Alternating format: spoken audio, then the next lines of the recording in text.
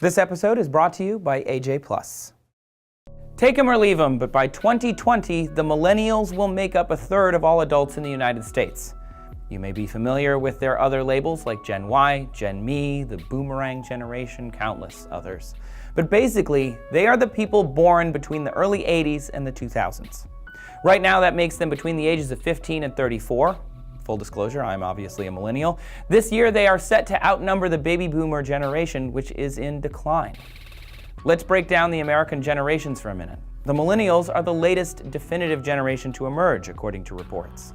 Before them, it was Generation X, or people born between the 60s and the 80s. This generation came of age during the Reagan era. It's smaller in population size and a little more conservative. Before that came the baby boomers, born between the 40s and the 60s, named for the population spike after World War II. They are known for their rejection of authority as youths, and their increasingly conservative outlook as they age.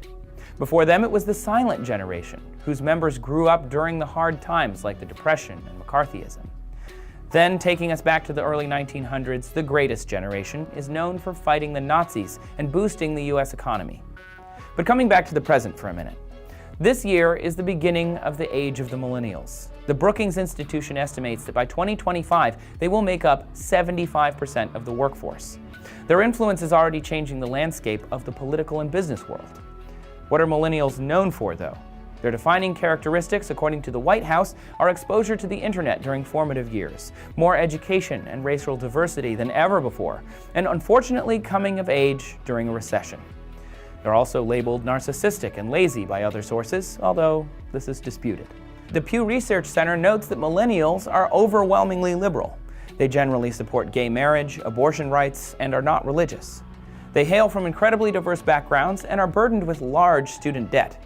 Higher levels of unemployment have also plagued them worse than previous generations. A 2012 Pew study found that 7 out of 10 Americans across all age groups feel that today's youth had a harder time finding jobs, saving for the future, paying for college, and paying for a home than earlier generations.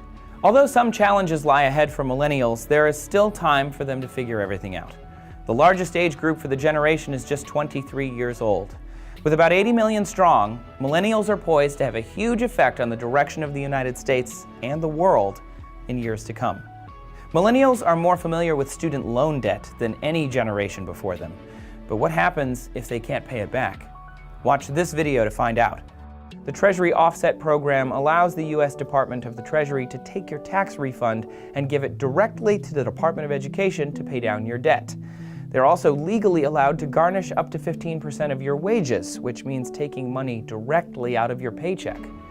If you want to make sure you don't miss our latest videos, also remember, you can subscribe. Thank you for watching TestTube.